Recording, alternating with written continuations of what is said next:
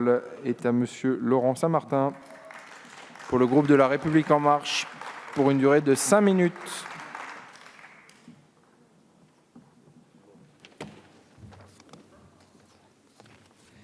Merci Monsieur le Président, Monsieur le Ministre, Monsieur le Président de la Commission, Monsieur le rapporteur général. Permettez-moi tout d'abord d'abonder dans votre sens, Monsieur le rapporteur général, pour également regretter le tiré à part arrivé très tardivement hier soir, pour ne pas dire cette nuit, qui n'est pas idéale pour nos travaux parlementaires.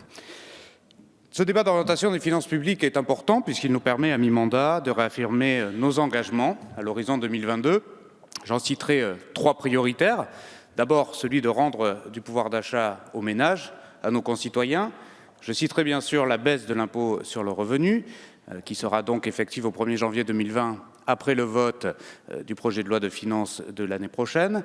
Je citerai également, toujours important à rappeler, la suppression définitive et totale de la taxe d'habitation sur les résidences principales pour 80% des Français, en attendant la suppression totale et définitive pour l'ensemble des Français de cette même taxe d'habitation en 2022. Donc, on rend du pouvoir d'achat et surtout, il nous faut, c'est notre deuxième engagement, rendre la fiscalité plus lisible et plus juste. En ce sens, je tiens à citer la réforme sur la fiscalité locale qui va avoir lieu. Elle est importante puisque c'est celle-ci qui va sécuriser le financement de nos collectivités territoriales. C'est aussi celle-ci qui va permettre de recréer davantage de liens entre les élus locaux et nos concitoyens. Et puis, c'est cette même réforme aussi qui permettra, je l'espère, d'en finir avec un certain nombre d'injustices territoriales que nous vivons depuis près d'un demi-siècle. Rendre la fiscalité plus lisible, c'est aussi réduire la complexité excessive de l'impôt. Vous avez cité, Monsieur le Ministre, et je vous en remercie, le travail qui a été fait sur la suppression des petites taxes. Il nous faut continuer ce travail et je pense qu'il nous faut avoir une réflexion ici au Parlement plus large autour des taxes affectées et même de la dépense fiscale. Il nous faudrait peut-être renverser un petit peu le paradigme initial et cesser de nous demander quelle taxe il faudrait supprimer, mais plutôt quelle taxe il faudrait maintenir et savoir motiver le maintien de cette taxe affectée ou le maintien de telle ou telle dépense fiscale. C'est une méthode que nous pourrions élargir, que nous pourrions avoir dans les prochains mois, voire les prochaines années, et nous pourrions imaginer un mécanisme de date de péremption pour, par exemple, les taxes affectées, que je propose de fixer à 5 ans. Et si nous ne sommes pas capables de motiver l'utilité d'une taxe affectée, alors celle-ci deviendra caduque, de facto, à un horizon 5 ans. Ça a un double mérite, je crois. Ça a un mérite de nous forcer collectivement à travailler taxe affectée par taxe affectée. Et puis, ça a évidemment un mérite à terme de rendre plus d'argent au budget général de l'État pour un meilleur contrôle et un meilleur pilotage de la part des parlementaires. Troisième engagement, c'est celui de respecter la trajectoire de responsabilité que nous avons votée en 2018. Là-dessus, il faut dire les choses telles qu'elles sont. Nous avons décidé de rendre plus d'argent, plus de pouvoir d'achat aux Français de façon plus rapide et surtout plus forte que ce qui était prévu en début de quinquennat.